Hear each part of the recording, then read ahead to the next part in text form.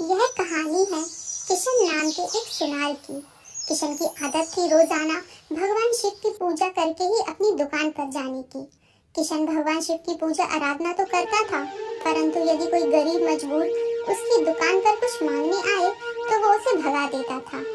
एक दिन जब किशन दुकान में भगवान शंकर की पूजा कर रहा था, तभी वहाँ एक भिखारी आ गया और बोला, सेठ जी कुछ पैसे दे दीजिए, कुछ खाया नहीं है 2 दिनों से।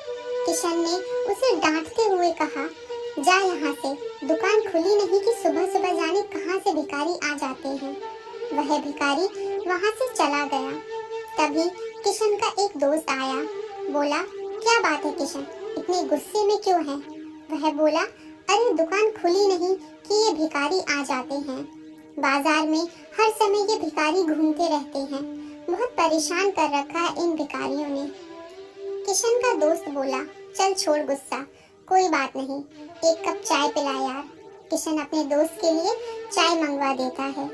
भगवान शिव कैलाश पर्वत पर बैठकर सारा नजारा देख रहे थे और मुस्कुरा रहे थे।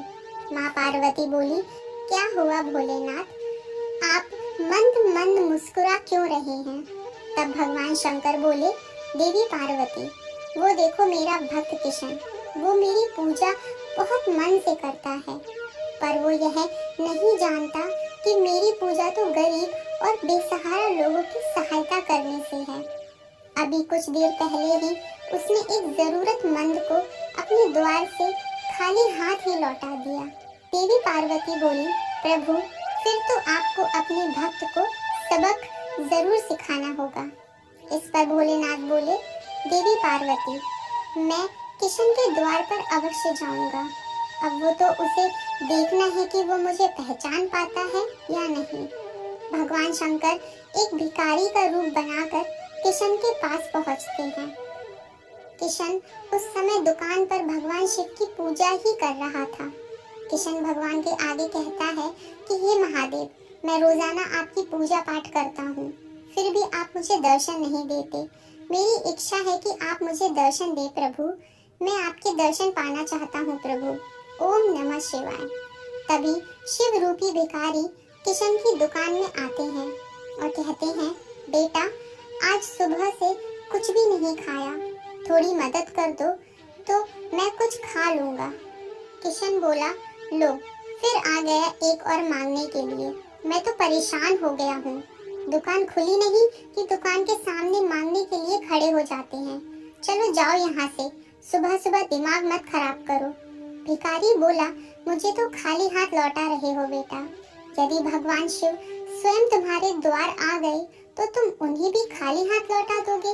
किशन बोला, अरे भगवान शिव ऐसे नहीं आते, जब वे आएंगे ना तो मेरी दुकान उनके रूप से चमकने लगेगी।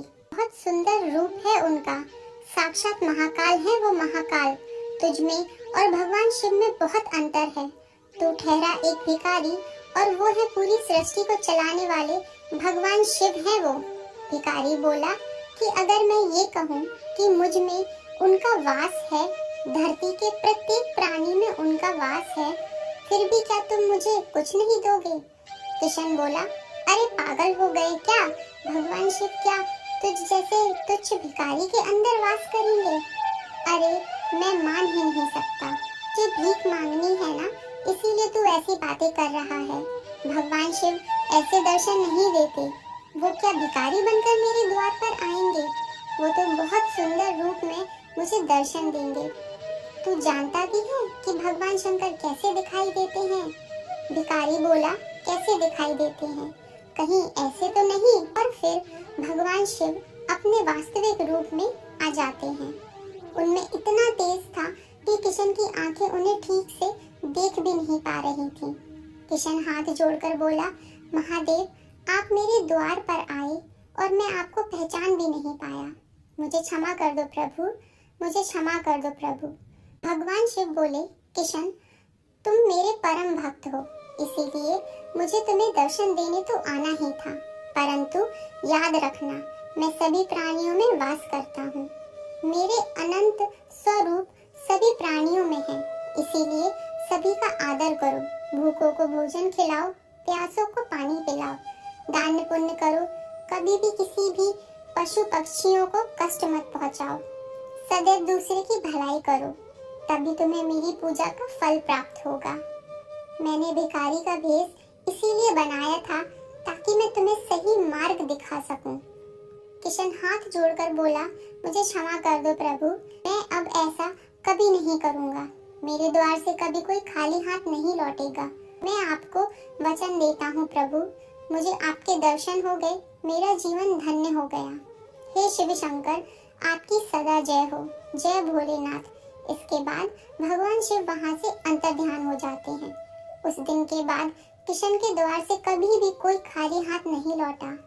इस कहानी से हमें यह शिक्षा मिलती है कि हमें अपने सामर्थ्य के अनुसार निर्धन और जरूरतमंद लोगों की मदद अवश्य करनी चाहिए।